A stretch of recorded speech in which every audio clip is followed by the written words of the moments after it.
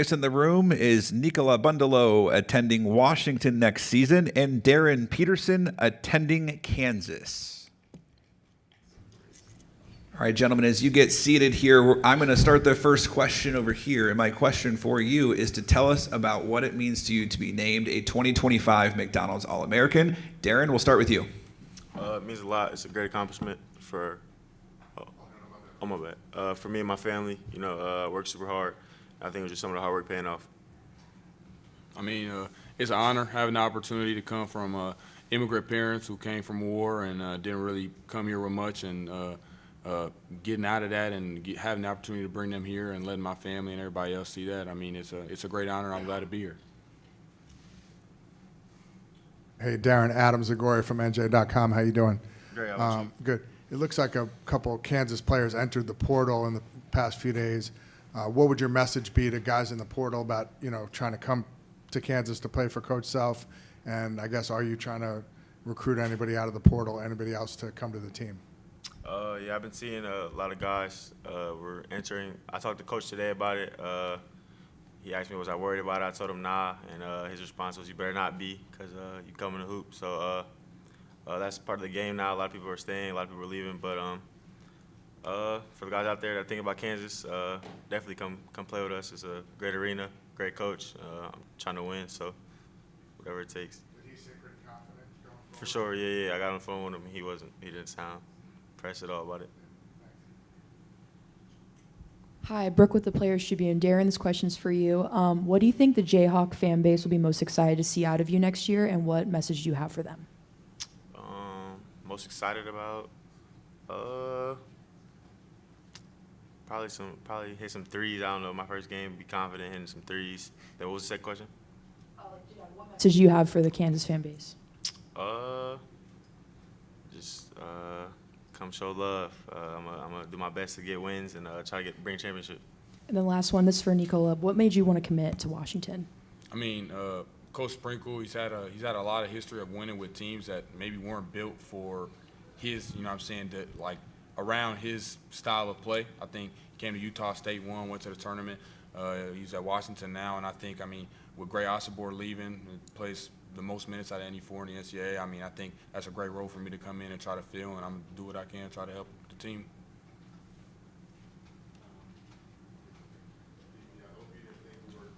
Talk about the chain, number one, because I had to wear glasses, to be honest, because it's shining that much. But is that the official logo? Because I know you signed with Adidas. And then also, can we talk about Bucket Jones, the nickname? When did that come from? Where did that come from? And can you talk about the nickname and when you first got that? I bet. Appreciate you on the chain. Yeah, it's the logo. I just got it probably, I think I got it a couple weeks ago. But appreciate you showing the love. And then the Bucket Jones, my pops came up with it like 6th, 7th grade. He said when I was younger, all I cared about was buckets, not the win or loss, nothing else, just getting buckets. So he gave me the Bucket Jones. Jones, like a Jones for something, like an addiction to something. So he came up with it. And, I think it defined me a little bit. Now I care about winning and stuff, but I love getting bucks. Yep. And then Nick, for you, just you going to Washington, so many prospects have come out of there, number 1, 2 as well. And talk about that decision, but then also talk about your game. You can put the ball on the floor. You can shoot the three. You went to Treviso. I saw you there, and I was like, man, he has a lot of elements to his game. What has been the conversation at Washington for you? Are they going to allow you to do that, have the ball in your hands, showcase a lot off the dribble, and being able to showcase the three off the dribble instead of just off the catch? Yeah, I think, that's what Coach Sprinkle envisions for me. I think he recruited me for that versatility that I feel like I bring to the four-man position. I think my ability to shoot off the dribble has improved a lot this year with my ability to take it to the rim. I think that's starting to open up my ability to shoot off the dribble now a lot more as I'm getting better at getting to the rim and finishing. So I think, that's what I'm trying to bring. I think that versatility and adding more elements into my game, becoming a better passer, becoming a better shooter out of the pick and pop. So when they close out hard, I can attack it and make plays for my teammates is something I've also been working on. I just think all around improving every single asset of my game and using everything to try to help that team win. I think that's my role. I'm Rico with SportsCenter Next. This question's for both of you guys. How did you guys feel when you guys were admitted into Chipotle Nationals, and what's the team's feeling playing against Lehigh on ESPN2 in the quarterfinals at 2 p.m. Eastern?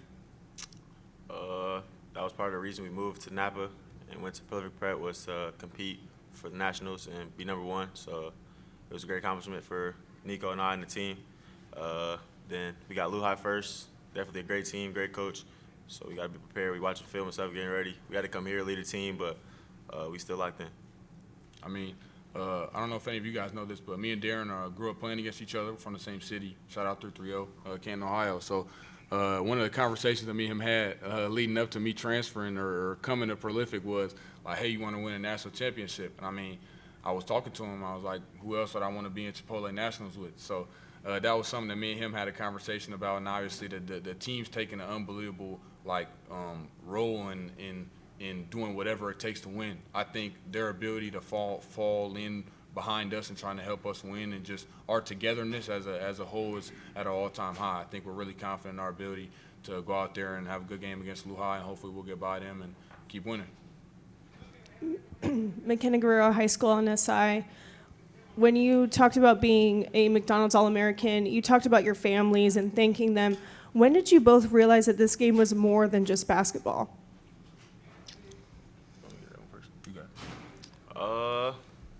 I think from the jump, the people that's been in it, people before us like legends like that, the legends on and off the court, and then it's part of the experience here when we went to the Ron McDonald House and giving back to the kids. That just showed that you got to be able to give back. That was something completely that had nothing to do with basketball, so it was just fun. I mean, I knew it was about family from the jump. I have siblings cousins who have played professional basketball overseas and college basketball here. So I grew up around the game, and it was always a family affair. I remember as a kid wearing my cousin's jerseys and her going to all of her games. I became a huge fan of basketball through that. I think it's given me my love for the game. I think basketball has always been a family thing. I mean, it runs in his family, runs in mine. I just think like that ability to come together through something as small as a ball in the rim, or at least that's what they say, is really beautiful, and I'm glad I get to be a part of it. Jamie Shaw with On3. This question's for both of you. Starting off, y'all were high school teammates and everything. For each of you, how would you describe the other person's game? You know, Nico, how would you describe Darryn with Nico? And then also coming here, who's a player that's impressed you throughout this week? I mean, I'll go first. Describing Darryn's game, I mean, he's probably one of the most versatile ones I've ever had the opportunity to watch and or play against. I mean, I've had both fans. I remember in 8th grade we was out here boxing. I think we were triangle and twoing them, and the whole game. And this was 8th grade. I mean, like he was one of those guys that just always had an impact on the game, no matter what. He can shoot it. He can put it on the floor. He can finish at the rim. I mean, there's really not a lot that the guy can't do. And then, I've been really impressed with guys like Chris Anak and AJ DeBanst. I mean, I played against them, had the opportunity to guard both of them. And I mean, as a longer athletic guy who prides myself on defense, I love a good challenge, and those guys definitely bring it. So, for sure. Nico, obviously super high level, 6'9", can do it all. I think one of my favorite things about his game is how passionate he is about winning.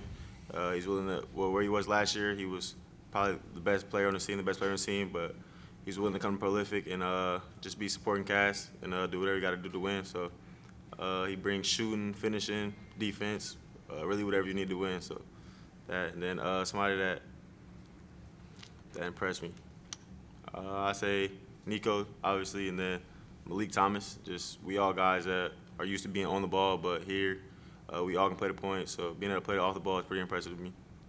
Nicola and Darryn, thank you so much for joining us today, and congratulations on being named 2025 McDonald's All-Americans. Appreciate it.